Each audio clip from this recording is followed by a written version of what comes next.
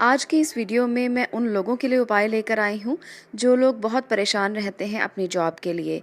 Job में boss जो है वो बात नहीं सुनते, बॉस के साथ बनती नहीं है, जॉब में कोई फ़ायदा नहीं हो रहा, बॉस बात ना सुनने के कारण प्रमोशन नहीं कर रहे।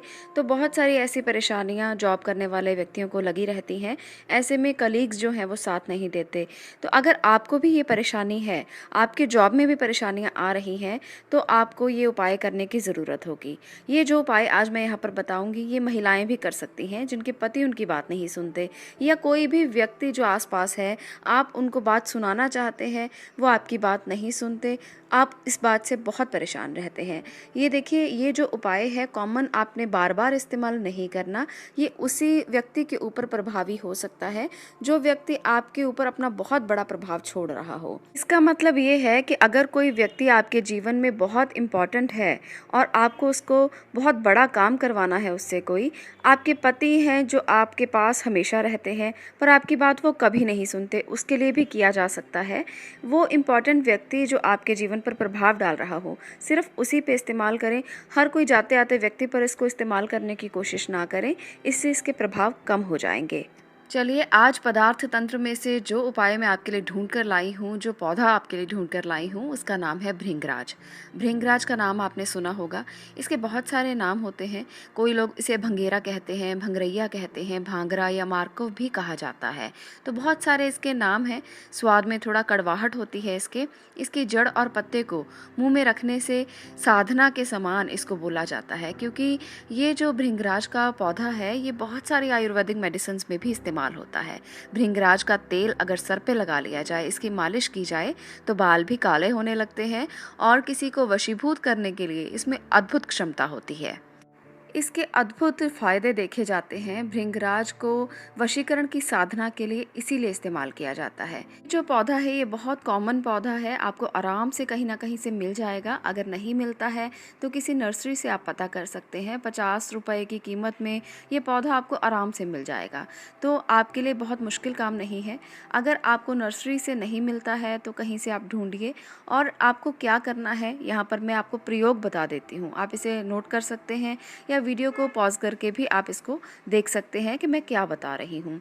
आपने किसी भी शुभ मुहूर्त में, जैसे रवि पुष्य नक्षत्र होता है, गुरु पुष्य नक्षत्र होता है, आप किसी भी अच्छे मुहूर्त में एक दिन पहले इस पौधे के पास चले जाएं।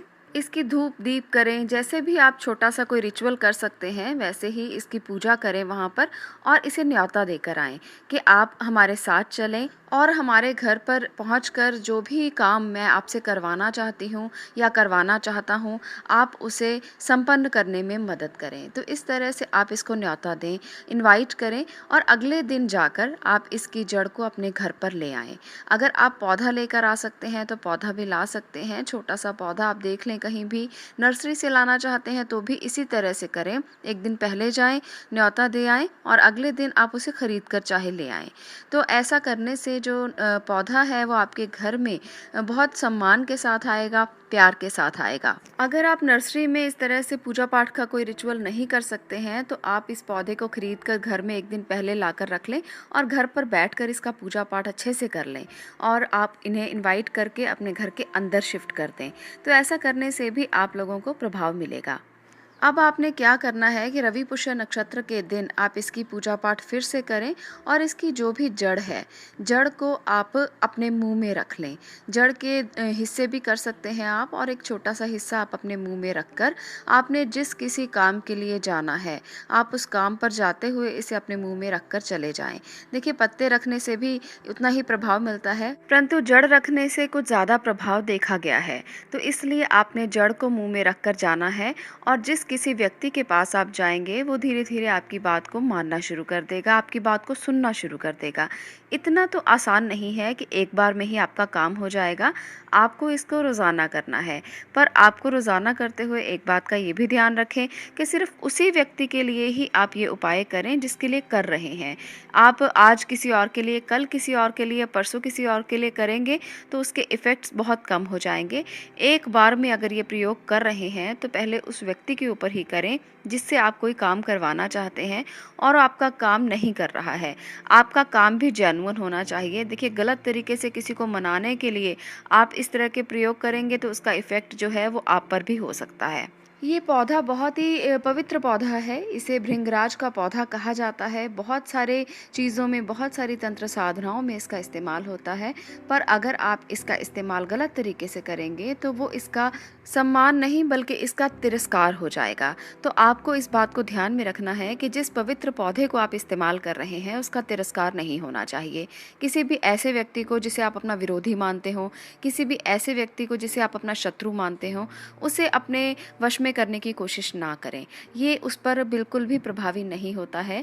अगर आपका कोई काम अटका हुआ है, बहुत देर से आप उस पे बहुत सारी एफर्ट कर रहे हैं, मेहनत कर रहे हैं, फिर भी वो नहीं होता, तो उसके लिए ये उपलब्धि बहुत अच्छी है। आप लोग रोज़ाना इसकी जड़ को मुख में रख कर जा सकते हैं और उस व्यक्ति से बात कर सकते हैं जिसके पास आप कोई काम करवाने के लिए जाना चाहते हैं। आप ऐसा करें और जब आपका काम हो जाए फिर आप इसका इस्तेमाल करना बंद कर दें। अगर आपने इसका इस्तेमाल किसी और व्यक्ति के लिए भी करना है, यानी कि 2 लोगों के लिए इसका इस्तेमाल करना है, तो आपको एक बार में इसको नहीं यूज़ करना। आपको फिर से नया पौधा घर पर लेकर आना है, पूजा पाठ करना है और अपनी जो भी कामना है वो करनी है। उसके बाद दोबारा से इसका इस्तेमाल आप शुरू कर सकते हैं। अगर घर में 2 व्यक्ति अलग-अलग तरीके से इस्तेमाल करना चाहते हैं तो 2 पौधों को अलग-अलग तरीके से लेकर आएँ और उसके बाद पूजा पाठ करके उसका इस्तेमाल करें। इसका इस्तेमाल आपने एक व्यक्ति पर एक समय में करना है। हर व्यक्ति पर इसका इस्तेमाल करने की कोशिश ना करें। ये बात मैं दोबारा इसलिए आपको कह रही हूँ, इसको एक एग्जांपल से मैं आपको समझाने की कोशिश करती हूँ। मान लीजिए आप एक सब्ज़ी बनाते हैं खाना खाने के लिए और रोज़ाना आप एक ही सब्ज़ी से रोटी खाते हैं, तो क्या वो आपके जीभ का स्वाद बढ़ा पाएगी या कम कर पाएगी? बिल्कुल उसी तरह से इसका भी इफ़ेक्ट है। अगर आप डेली एक ही चीज़ को बार-बार हर व्यक्ति के ऊपर करते रहेंगे तो उसका तंत्र कम हो जाएगा, उसका प्रयोग करने से उसका स्वाद कम हो जाएगा। बिल्कुल इसी तरह से इसका उपयोग करें, इसकी पावर को कम मत करें बल्कि बढ़ाने की कोशिश करें। जब आप किसी पावर को, किसी ऊर्जा को इस्तेमाल करते हैं तो एक बार में वो जो रिज़ल्ट देती है वो बार-बार करने से रिज़ल्ट नहीं देती। दूसरी बात जो आपने ध्यान में रखनी है वो ये है कि जब भी आप इसका इस्तेमाल करें, जब भी कहीं जाने से पहले इसकी जड़ को मुंह में रखें तो इसका पूजा पाठ ज़रूर कर लें। ऐसा आप ज़रूर करें क्योंकि आपको एक आदर और सम्मान देना है इस जड़ को और आपने उसके बाद इसको मुख में रखना है और अपने भाव उसी व्यक्ति के लिए हों जिसके लिए आप ये कर रहे हैं कि आपका वो व्यक्ति काम कर रहा है। जब आप इस भाव से इस जड़ को मुख में रखेंगे तो ये बिल्कुल काम करेगी और ये बहुत अच्छा काम करेगी। आपके सभी काम संपन्न हो जाएंगे। जो भी काम आप चाहते हैं, अगर आप नौकरी के लिए परेशान हैं, आपका बॉस आपकी बात नहीं सुनता, वो बात सुनने लगेगा, आपकी बातें वो सुनकर आपकी प्रमोशन भी कर सकता है, आपकी बातों को ध्यान से सुनकर आपके फैसलों से सहमत होने लगेगा। तो बहुत सारी ऐसी चीज़ें जो आपकी अभी तक सॉल्व नहीं हो पाई थी, धीरे धीरे इस उपाय से सॉल्व होने लगेंगी। और इसके साथ साथ जो महिलाएं बहुत परेशान रहती हैं, घर में समस्याएं रहती हैं, पति बात नहीं सुनते, छोटी छोटी बात पर मतभेद होते रहते हैं और ये मतभेद धीरे धीरे मनभेद में बदलते रहते हैं, ऐसी महिलाओं को ये उपाय ज़रूर करना चाहिए। बहुत ही सात्विक है, इसका कोई नुकसान नहीं है। अगर आप किसी अच्छी बात को किसी से मनवाना चाहते हैं तो उसमें कोई बुराई नहीं है। तो इसलिए आप भी इस उपाय को करके देखें। आपके पति भी आपकी बात को सुनेंगे, समझेंगे, आपसे प्यार करेंगे और ऐसा करके आपके जीवन में बहुत सारे चेंजेस खुद ही आप देखेंगे। तो इसको करके ट्राई कीजिए एक बार और उसके बाद अपने अनुभवों को शेयर ज़रूर कीजिए, क्योंकि मैं चाहती हूँ कि जो व्यूअर्स इन वीडियोस को देख रहे हैं उनको ज़्यादा से ज़्यादा फ़ायदा हो और उनके इस फ़ायदे को देखकर ज़्यादा से ज़्यादा लोग इसका प्रयोग कर पाएँ और अपने जीवन को सुखद कर पाएँ। देखिए, बहुत सरल होते हैं कुछ चीज़ें, पर हम उनको करते नहीं क्योंकि हमारे पास समय नहीं होता। तो इससे सरल कुछ नहीं हो सकता, करके ज़रूर देखिएगा। मुझे लगता है कि आपकी सब बातें क्लियर हो गई होंगी कि कैसे इसका इस्तेमाल करना है, कैसे इसको काम में लेकर आना है। तो ये है हमारे पदार्थ तंत्र की आज एक जड़ी बूटी जो आपके लिए बहुत ही चमत्कारी सिद्ध हो सकती है। आप भी करके देखें। इसके वशीकरण प्रयोग आगे भी देती रहूँगी, किस तरह से और चीज़ों का इस्तेमाल किया जाता है और जड़ी बूटियों को इस्तेमाल किया जाता है ताकि आपके जीवन को सरल बनाने में आपकी मदद की जा सके।